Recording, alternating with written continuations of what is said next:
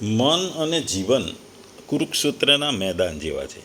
કારણ કે મન ચંચળ છે, એમાં પણ કેટલાક દ્વંદ્વો ઉત્પન્ન થતા હોય છે. અને જીવનમાં તો ડગલે ને પગલે દ્વંદ્વો આવતા જ હોય છે.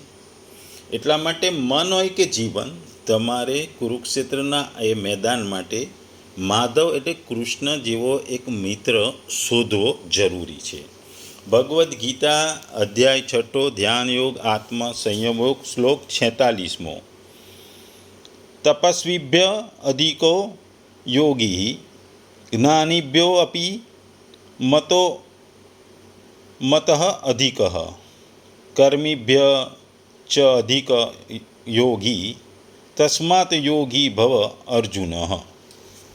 ગુજરાતીમાં જો આ શ્લોકને કહીએ તો યોગી તપસ્વીઓ કરતાં શ્રેષ્ઠ છે, શાસ્ત્રોજ્ઞથી એ શ્રેષ્ઠ મનાવે છે, અને સકામ કર્મ કરનારાઓથી પણ યોગી શ્રેષ્ઠ છે. માટે હે અર્જુન, તું યોગી થા.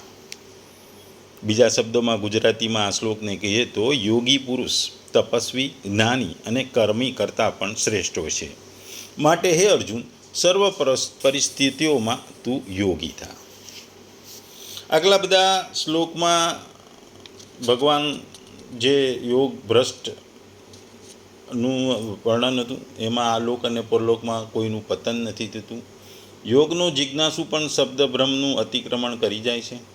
આજે ભગવાનને મહિમા કહે છે, તે મહિમા ભ્રષ્ટ થવાનો નથી, પરંતુ યોગનો છે. એટલે આ યોગમાં યોગી અને યોગના મહત્ત્વનું ભગવાન આપણને કહે છે.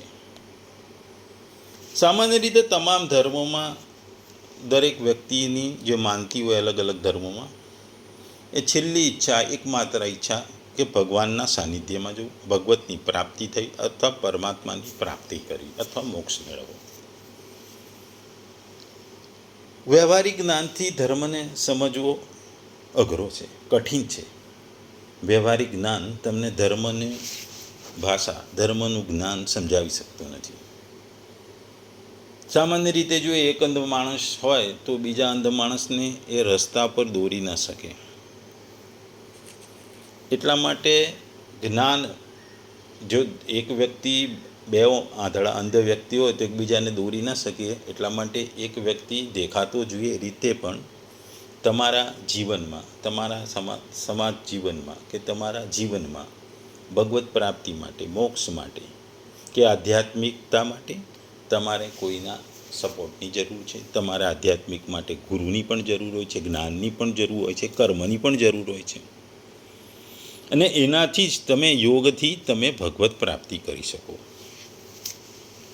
ભગવાન આ શ્લોકમાં યોગી, એ યોગ કરનાર યોગી પુરુષની 3 વસ્તુઓ સાથે કમ્પેરિઝન કરી છે, અને એમાં એ ત્રણેય કરતાં શ્રેષ્ઠતા છે એમ બતાવ્યું છે. આ 3 વસ્તુમાં તપસ્વી, જ્ઞાની અને કર્મી, આ 3 કરતાં યોગી શ્રેષ્ઠ છે. અત્યાર સુધી અર્જુનને ભગવાન જ્ઞાન આપી રહ્યા હતા, પણ આ શ્લોકમાં ભગવાન અર્જુનને યોગી થવા માટે કહે છે. અર્જુનને ભગવાન આજ્ઞા આપે છે કે યોગી બનતું. યોગની પ્રક્રિયા અને શ્રેષ્ઠતા સમજાયા પછી ભગવાન તેમના શિષ્યને પોતાને યોગી તરીકે તાલીમ આપવા આદેશ કરે છે. આ આદેશની પાછળ ખાતરીપૂર્વકની દલીલો પણ બતાવી છે. ગીતા કેવી રીતે પહેલા નિર્ણય અને પછી નિર્ણય લેવામાં તર્કસંગત માર્ગને અનુસરે છે, એ વાત ભગવાન કહે છે. દરેક વસ્તુની તેની પોતાની યોગ્યતાઓ પર તપાસ કરવામાં આવે છે, અને વિષયની સંપૂર્ણ સમજણ પછી તારણો કાઢવામાં આવે છે. તેથી ભગવાન તેમના શિષ્ય પાસેથી અપેક્ષા રાખે છે કે તે આંધળો વિશ્વાસ નથી, તે જ્ઞાન, ચુકાદા અને નિર્ણયથી જન્મેલો વિશ્વાસ છે.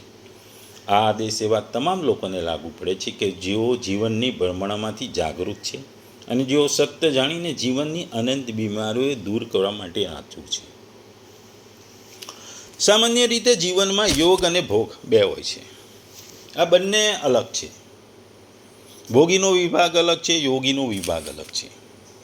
ભોગી કોઈ દિવસ યોગી થઈ શકતો નથી, યોગી કોઈ દિવસ ભોગી નથી હોતો. જેમનામાં સકામ ભાવ હોય છે તેઓ ભોગી થાય છે, જેમનામાં નિષ્કામ ભાવ હોય છે તેઓ યોગી થાય છે. તેથી સકામવાળા તપસ્વી હોય, જ્ઞાની હોય કે કર્મી હોય, પણ નિષ્કામ ભાવવાળો યોગી શ્રેષ્ઠ છે, અહીં કહેવાનો મતલબ છે. અહીં તપસ્વી શબ્દ વાપર્યો છે.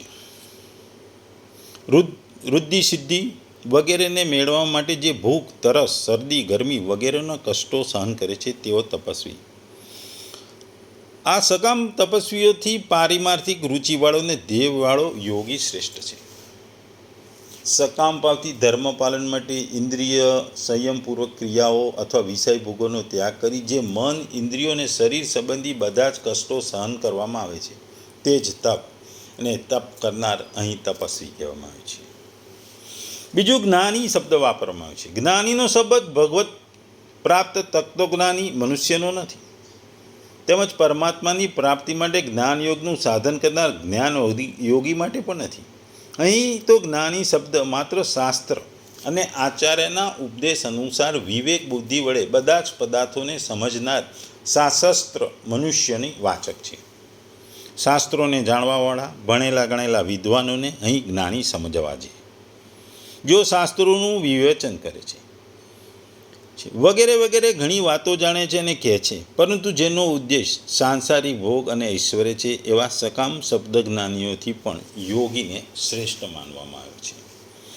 ત્રીજો શબ્દ કર્મીનો છે.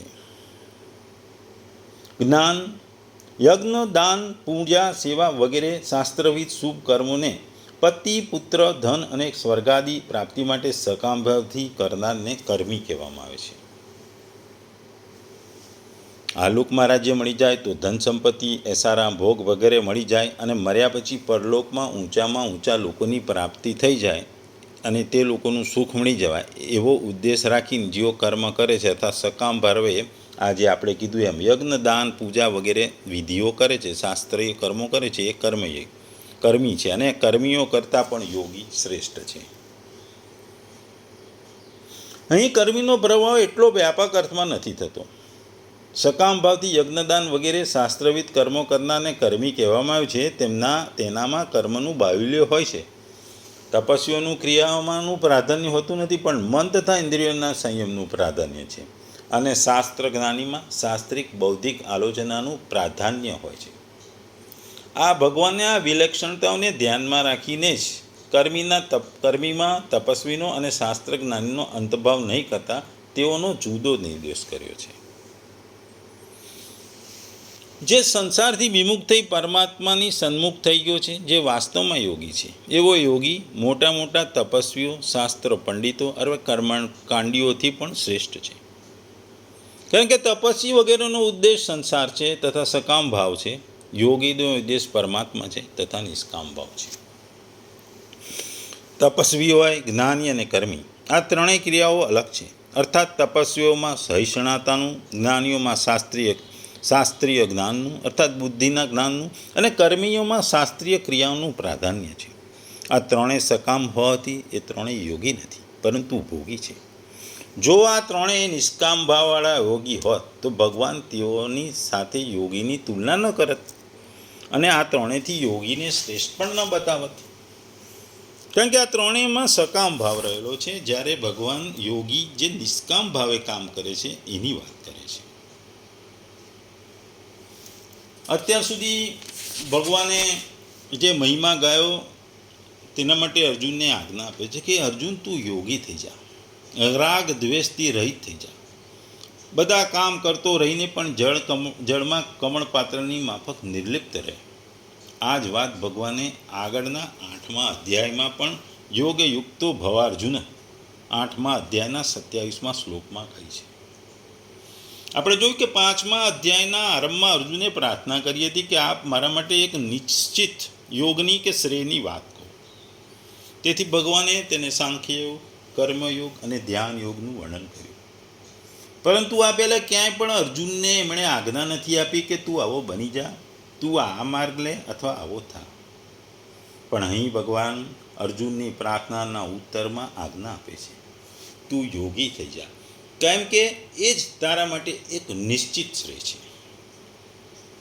આપણે જોયું છે કે ગીતામાં જ્યારે ભગવાન અર્જુનને નામથી બોલાવે છે, જુદા જુદા કુંતી જે શબ્દોથી બોલાવે છે એ પાર્થ, ત્યારે એ શ્લોકનું ગીતામાં બહુ મહત્ત્વ હોય છે.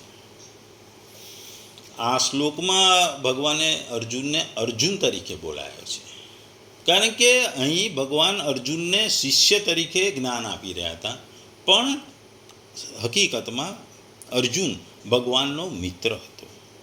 એટલા માટે એમને પોતાના સીધા નામથી અર્જુન નામથી બોલાવે છે. એટલે ભગવાન મિત્ર ભાવે, ગુરુ ભાવે અર્જુનને અહીં બોલાવે છે અને કહે છે કે તારા માટે યોગી થવાનો માર્ગ એ ખૂબ જ સરસ છે, શ્રેયકાર છે. એક યોગી થા, તું ભોગી ના થા પણ યોગી થા, એ આ શ્લોકમાં ભગવાન કહે છે.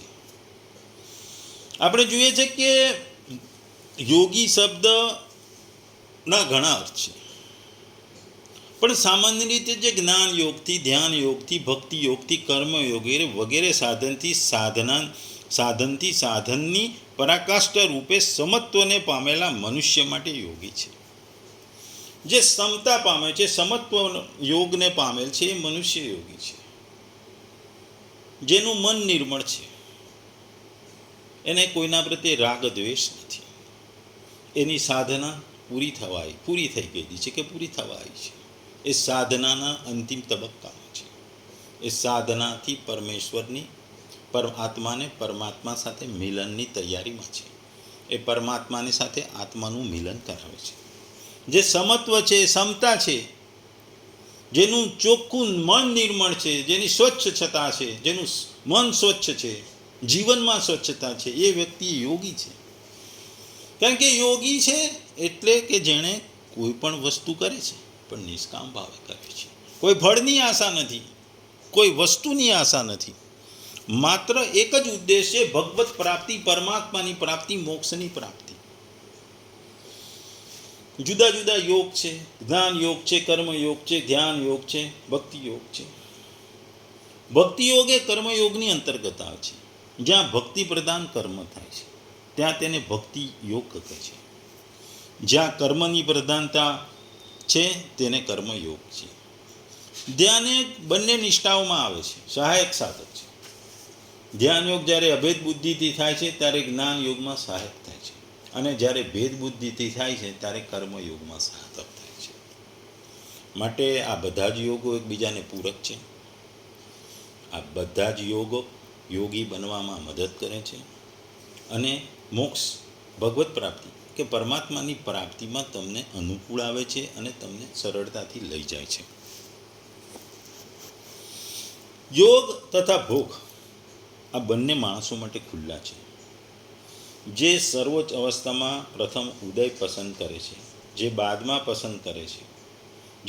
પસંદ કરે છે, તે સંસારના દાડામાં અટવાઈ જાય છે. તેથી વ્યક્તિ ભોગી નહીં પણ યોગી બનાવવાનો પ્રયત્ન કરવો જોઈએ.